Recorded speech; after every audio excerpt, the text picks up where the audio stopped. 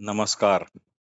श्री निसर्गदत्त महाराज दैनंदिन चिंतन भाग 341 आणि 342. श्री निसर्गदत्त महाराज नेहमी म्हणत, स्वतःला जाणण्यास शिका. स्वतःला जाणण्यास शिका म्हणजे तुम्हाला अनेक आश्चर्यकारक गोष्टी कळतील. तुम्हाला जे पाहिजे ते अगोदरच असणेपणाच्या स्वरूपात तुमच्याजवळ अगदी अवांछनीयरित्या आहेच आहे, हे सुद्धा मग तुम्हाला कळेल.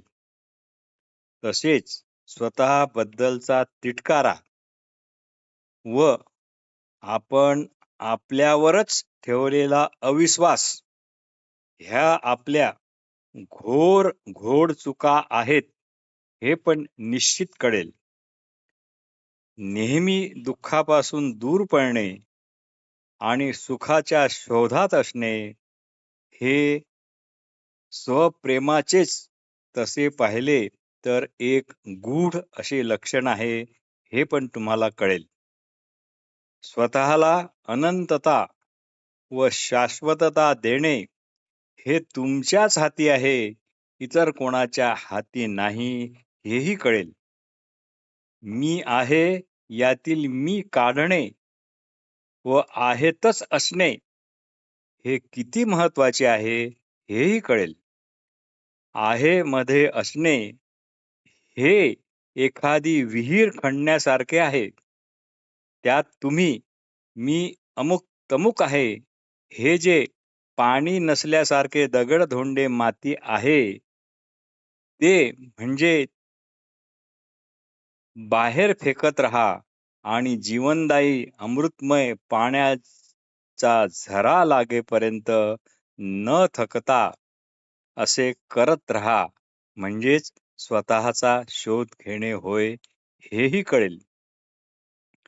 या कामाकरता आपल्या आणि आपल्यावर अवलंबून असणाऱ्यांच्या कुटुंबियांच्या गरजा कमीत कमी ठेवण्याचे महत्त्व सुद्धा कळेल. असो, श्री निसर्गदत्त महाराज म्हणतात, मी देह आहे ही एक मानसिक चूक दुरुस्त करण्याकरता मी देह नाही हा विचार पुढे आणा. पण एका काट्याने दुसरा काटा काढला की मग मात्र दोन्ही काटे फेकून अगदी मोकळे मोकळे व्हा. कोणत्याही कल्पना म्हणजे तुम्ही नाही आहात. कोणत्याही कल्पना म्हणजे तुम्ही नाही आहात, त्या बाहेरून आल्या आहेत. हेच आपल्या चुकीचे मूळ तुम्हाला प्रथम आपणहून शोधून काढावे लागेल. याकरता तुम्हाला कुणीही मदत करू शकणार नाही. हा पार्ट टाइम जॉब नाही, हे पण तुम्ही त्याच वेळी लक्षात ठेवा. तुमची नेहमीची अशुद्ध जाणीव म्हणजे मी अमुक तमुक आहे असे, ही अशा प्रकारचे एक कडगोळे आहे की ते तुमचे तथाकथित कर्मे, अतृप्त इच्छा, अपेक्षा, हेतू, आग्रह, दुराग्रह, कळलेले, न कळलेले, वाचलेले, ऐकलेले यांचा संग्रह स्मृती रूपात तुमच्याकडे आहे.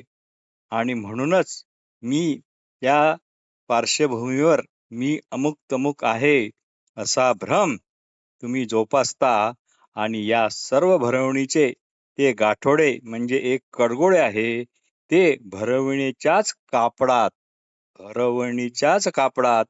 भरवणीच्याच कपड्याने बांधलेले रंगीबेरंगी कपड्याचे असे एक गाठोडे आहे, कडगोळे आहे.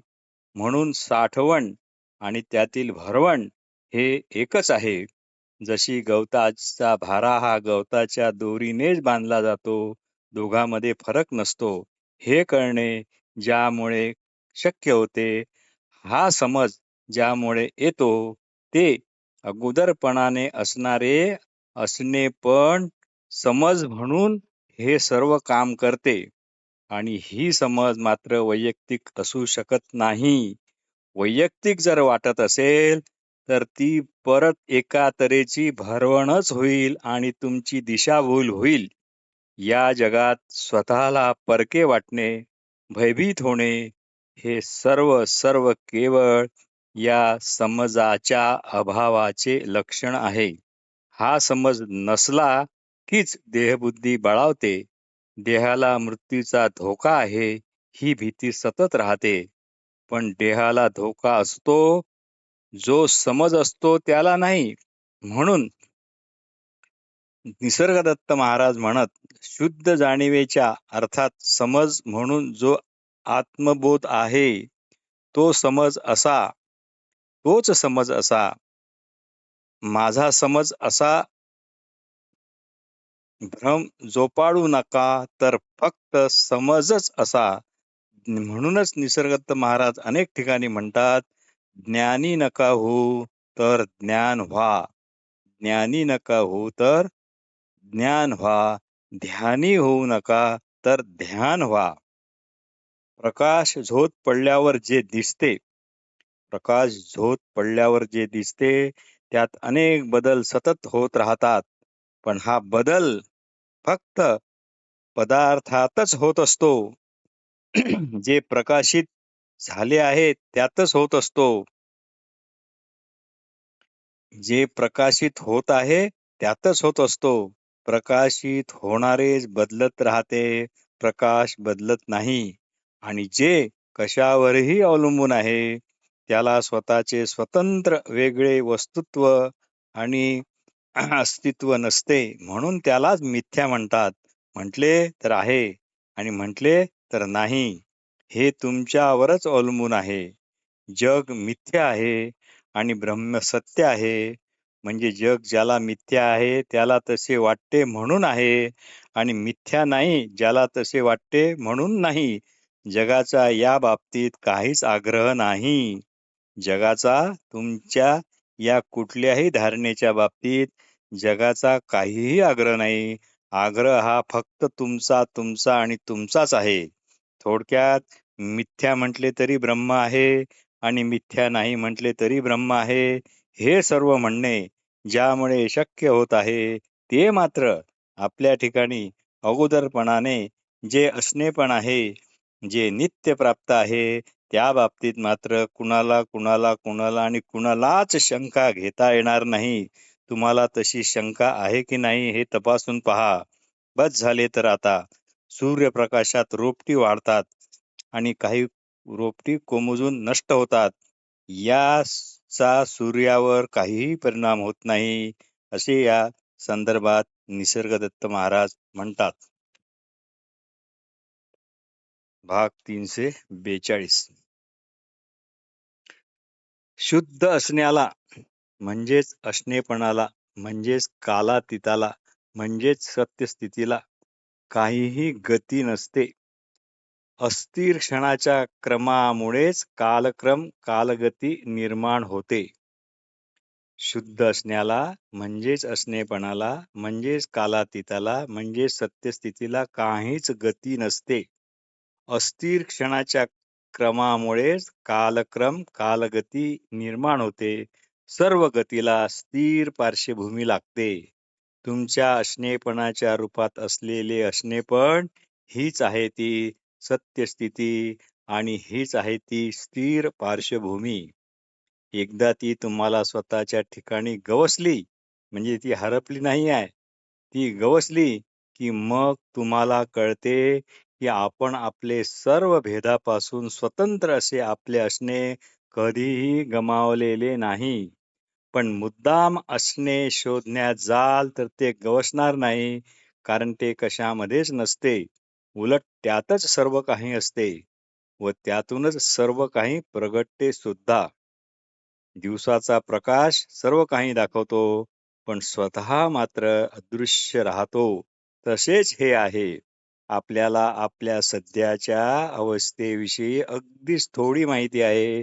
तेवढ्यावरूनच आपण काळाविषयी, कालातीताविषयी, स्थळातीताविषयी बरेच काही निष्कर्ष काढत असतो. हे म्हणजे असं झालं, स्वप्न पाहता पाहता स्वप्न पाहत आहे हे कळतच नाही. खरेच काही पाहतो समजण्यासारखे हे आहे. हे स्वप्न. श्री निसर्गदत्त महाराज नेहमी म्हणत, जग हेच तुमच्या मनाचे केंद्रस्थान आहे. पण माझ्या असणेपणात आहे. हे स्वस्वरूप समजा. दिवसाच्या प्रखर सूर्यप्रकाश आहे त्याप्रमाणे अन्न गिळेपर्यंत त्याची जाणीव. अन्न गिळाल्यानंतर तुम्ही पुढे त्याचे काहीही करू शकत नाही. तसे हे विश्व स्वतःहून कार्यरत आहे. आपल्याला पुढचे काही जाणण्याची गरज नाही आणि त्याचा उपयोग सुद्धा नाही, असे श्री निसर्गदत्त महाराज म्हणत. शरीर किंवा मन यापासून आपल्याला काहीच मिळवायचे नाही. मी फक्त इतकेच जाणतो की हा देह आहे, हे मन आहे, हे आपापल्या स्वधर्माने वागत आहे. पण मी त्यांना माझा देह किंवा माझे मन असे म्हणत नाही. इतर देह आणि मन यापेक्षा म्हणजे इतरांचे देह आणि इतरांची मने यापेक्षा त्यांना मी अधिक माझे असे समजत नाही. सर्वच देह हे काळात आणि सगळेच मने हे अवकाशात असतात. पण मी मात्र कालरहित आणि अवकाशरहित अशा माझ्या अगोदरपणाने असणाऱ्या म्हणजेच नित्यप्राप्त अशा असणेपणातच आहे. त्यामुळे मी कालातीत असल्यामुळे मला दीर्घायुष्याचा अजिबात उपयोग नाही. आयुष्य कितीही दीर्घ असले तरी अनादी काळाच्या तुलनेत एका क्षणाचा करोडोवा हिस्सा पण ते नाही. एकदा का तुम्ही स्वतःसाठी काळात किंवा अवकाशात कार्यकारणबद्ध असे जग निर्माण केले की तुम्हाला मग सर्वच गोष्टीविषयी कारणे शोधत बसावे लागतात आणि डोक्यांचा भुसाभुसा करावा लागतो. तुम्ही इतरांना प्रश्न करता आणि ते तुमच्या माथी त्यांची समजानुसार उत्तरे मारतात. प्रथम तुम्ही हे जाणलेच पाहिजे की प्रत्येक गोष्टीचा तुमच्या स्वतःचा देखील पुरावा तुम्हीच आहात. तुमचे अस्तित्व किंवा तुमचा आहेपणा किंवा तुमचे अस्तित्व कोणीही नाकारू शकत नाही आणि ते सिद्ध पण करू शकत नाही. तुमच्या असण्याबद्दल तुम्ही कुणाचे घेणे देणे लागत नाही. तुम्ही अगदी संपूर्णपणे स्वयंसिद्धच आहात. तुम्ही कुठून आला नाही, कुठे जाणार पण नाही. तुम्ही कालातीत असणारे असणे आहात. म्हणून सांगतो, तुम्ही सध्या स्वतःला जसे समजता तसे तुम्ही मुळीच नाही. ही कल्पना सोडा. म्हणजे याला सतत नकार देत राहा. नेती करत राहा. माझ्या गुरूंनी मला यावरच खूप विचार करायला सांगितले. बस त्यांनी मला खरं इतकाच उपदेश केला. मग सर्व काही आपणच आहोत आणि सर्व काही आपलेच आहे. आपण वेगळे म्हणूनच तुम्ही एकमेकात व्यर्थच अंतर निर्माण केले आहे. हे अंतर ओलांडण्याची गरज नाही. फक्त अंतरच निर्माण करू नका, तितकेच पुरेसे आहे. समग्रता हा तुमचा मुक्काम आहे. पण तेथे आपले तथाकथित व्यक्तित्व हरवेल याचीच तुम्हाला प्रचंड भीती वाटते. कारण इच्छा, भीती, मते, आग्रह, हट्ट, कल्पना यांना खेळण्यासारखे तुम्ही पकडून ठेवलेले आहे आणि लहान मूल जसे खेळणे सोडतच नाही त्याप्रमाणे तुम्ही वागता. म्हणून हे सर्व सोडा. म्हणजेच याला सतत नकार देत राहा. मी आहे यातील आहे मध्येच स्वप्रतिपादन चांगल्या प्रकारे व्यक्त होते. देहाशिवाय आपल्याला मी आहे या संवेदनाच्या रूपाने शुद्ध ओळख आहे.